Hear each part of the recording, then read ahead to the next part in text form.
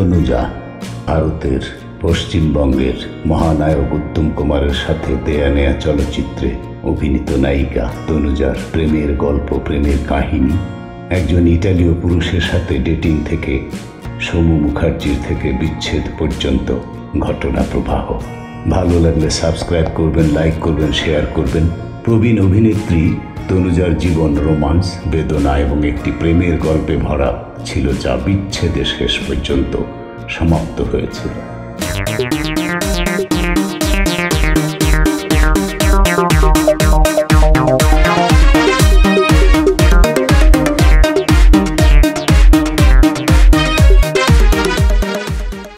আমরা তনুজার জীবন কটাক্ষ করে নয়, অন্যভাবে দেখব। এই প্রবীণ অভিনেত্রী তনুজাকে এখনও রূপালী পর্দার মোহনীয় মেয়ে হিসাবে মনে রাখা হয়, যিনি তার অভিনয় যাত্রায় অনেক হৃদয়কে মোহিত করেছিলেন। তনুজা তার ক্যারিশম্যাটিক ব্যক্তিত্বের জন্য সুপরিচিত এবং অত্যন্ত জনপ্রিয়, উভয় গুণাবলী যা তার কন্যা কাজল এবং তানিশা উত্তরাধিকার সূত্রে পেয়েছে। চমৎকার অভিনেত্রীর প্রচুর আশ্চর্যজনক চলচ্চিত্র রয়েছে। যাই হোক, তিনি শীর্ষে থাকার জন্য এটিকে কখনো ইঁদুর দৌড় হিসাবে নেননি, বরং তিনি অভিনয়ের প্রক্রিয়াটিকে উপভোগ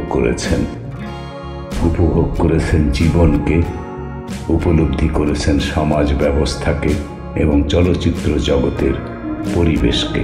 তনুজা অতীতের একজন অভিনেত্রী শোভনা সমর্থ এবং চলচ্চিত্র পরিচালক কুমার সেন সমর্থের কন্যা। যদিও তনুজার অভিনয় জীবন অনেক সাফল্য দেখেছে, তার ব্যক্তিগত জীবন অনেক উত্থান পতনে ভরা ছিল।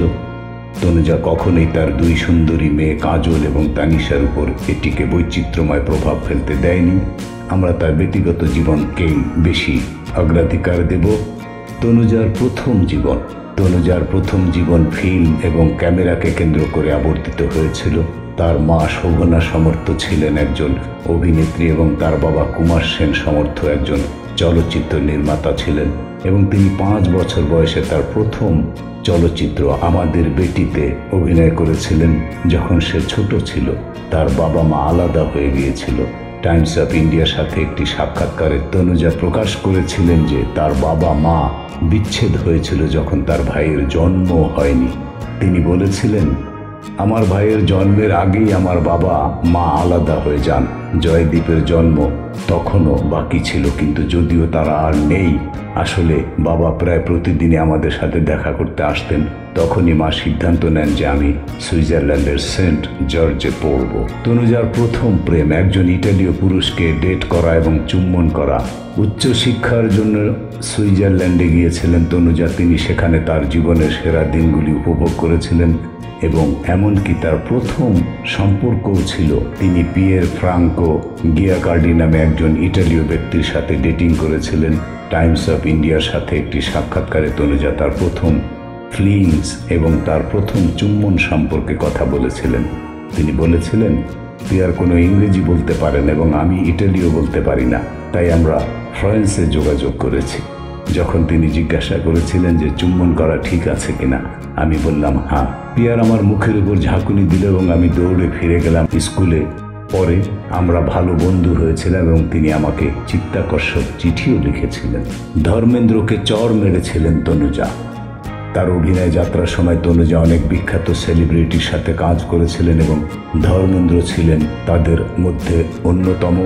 ধর্মেন্দ্র এবং তনুজার সাথেও খুব মধুর সম্পর্ক ছিল, বন্ধুত্ব ছিল। একসাথে তারা চলচ্চিত্রে কাজই করতে না, একসাথে তারা অনুষ্ঠানাদিতে মদ্যপান এবং দুর্দান্ত বন্ধুত্বপূর্ণ সম্পর্ক ভাগাভাগি করে নিয়েছিল এবং এমনকি মদ্যপানের সময়ে দুজনে পাশাপাশি বসত। যাই হোক, তাদের চলচ্চিত্র চাঁদ আর সুরজ 1965 শুটিংয়ের সময় ধর্মেন্দ্র তনুজার সাথে ফ্লার্ট করার চেষ্টা করেছিলেন। ফিল্মফেয়ারের সাথে একটি সাক্ষাৎকারে তনুজা ঘটনাটি বর্ণনা করেছেন এবং বিশদ ব্যাখ্যা দিয়েছেন। আমরা দুলাল গুহের চাঁদ আর সুরজের শুটিং করছিলাম।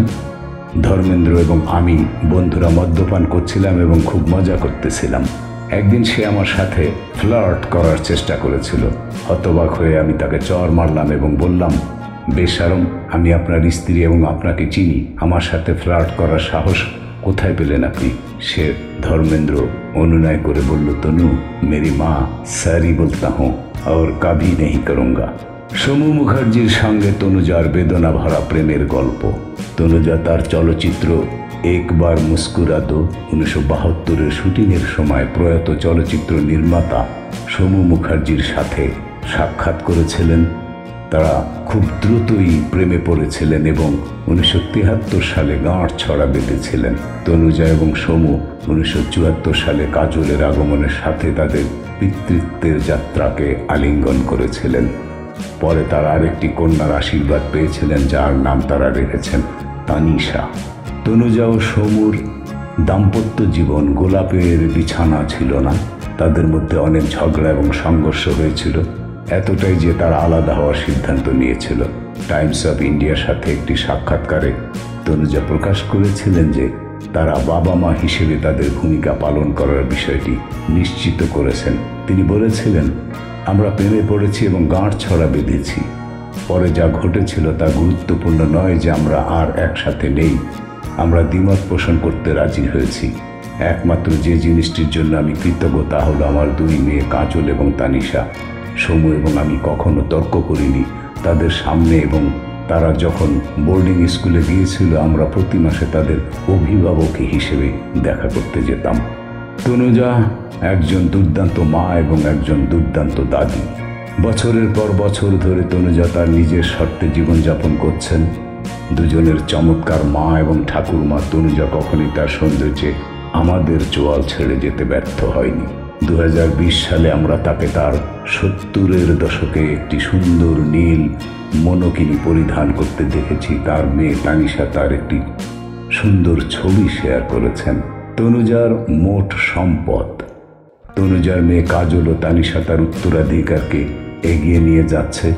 সুন্দরী কন্যারা প্রায় তাদের নিজ নিজ আইজি ফিডে তাদের জীবনের স্নিপেট শেয়ার করে। দ্য পার্সনেজ এর একটি মিডিয়া রিপোর্ট অনুযায়ী তনুজার মোট সম্পত্তি 100 কোটি রুপির মতো। তনুজার সুন্দর জীবন তার নিজের বিশ্বাসকে ঘিরে আবর্তিত হয়। তিনি সর্বদা তার নিজের শর্তে তার জীবনযাপন করেছেন এবং তিনি তা চালিয়ে যাচ্ছেন। বন্ধুরা, আবারও বলে রাখি, তনুজা কাজলের মা। বাংলা চলচ্চিত্রের কিংবদন্তি মহানায়ক উত্তম কুমারের সাথে তনুজার দেয়া নেয়া চলচ্চিত্রটি বহুবার দেখেছি। আরও অন্যান্য কিছু বাংলা ছবিও আমি দেখেছি। তনুজা জন্ম 23শে সেপ্টেম্বর 1963 সাল। এই ছিল তনুজার জীবনের ঘটে যাওয়া ছোটখাটো প্রেম, প্রণয়, পরিণতি সমূহ। ধন্যবাদ।